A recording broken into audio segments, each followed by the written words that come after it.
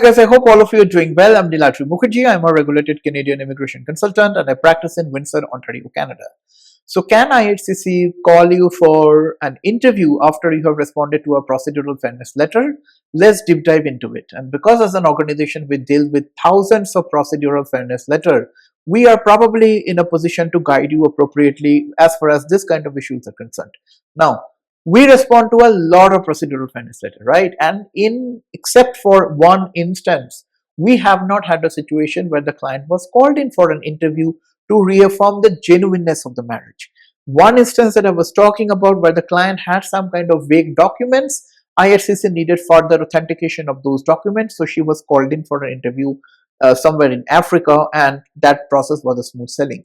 But the case I'm trying to highlight right now is somebody who approached me sometime last month or so, wherein the person received a procedural fairness letter and he was handling the application all by himself. So he received a procedural fairness letter wherein IRCC said that we don't think that your marriage is genuine. Okay.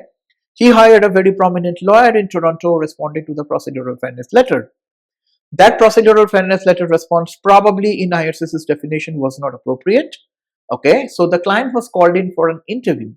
After the interview, so the lawyer also did not prepare the client well for the interview for some reason. After the interview, the client was given another procedural fairness letter. It was at that stage that he sought my assistance.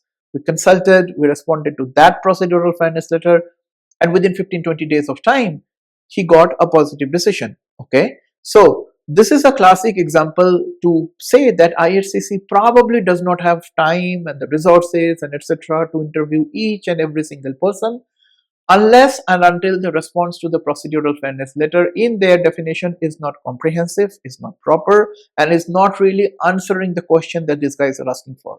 Now, this is something that I tell everybody: answer the question rather than dilly-dallying and etc. etc. Answer the specific question with legitimate proofs, with legal citation, precedents, etc.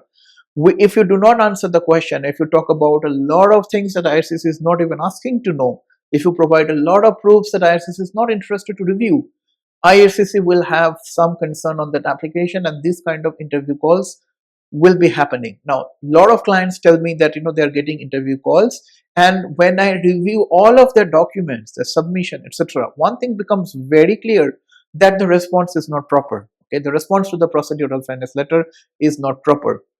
I am nobody to judge on somebody else's ability to draft legal submissions, but if you at all think that you need a second opinion about it, do not mind to come for a consultation, because as an organization we deal with a lot of it with a very high success rate.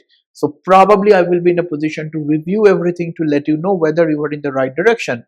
If not me, go to somebody who understands the kids better, because you will have no option to say that I handled it on my own, I did it to the best of my ability, and this is what it is. Because IRCC does not care. They have to follow the law, they have to follow the regulations, and they have all the right to come for an interview, to call you in for an interview, to do further round of verification, etc. And all these steps delay the process to a significant extent.